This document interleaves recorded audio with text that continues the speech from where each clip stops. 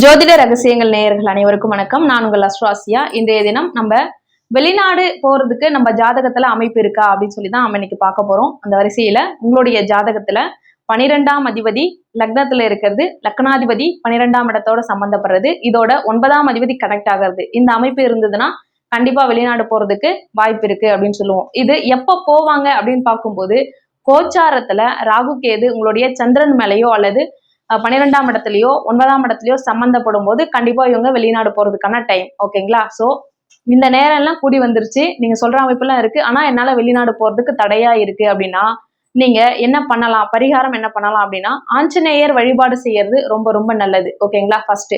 Second, 12ஆம் அதிபதி யாரோ அவருக்கான வழிபாடு பண்ணுங்க. ஆஞ்சநேயருக்கு வடை மாலை சாத்துறது ரொம்ப ரொம்ப நல்லது. ஓகேங்களா?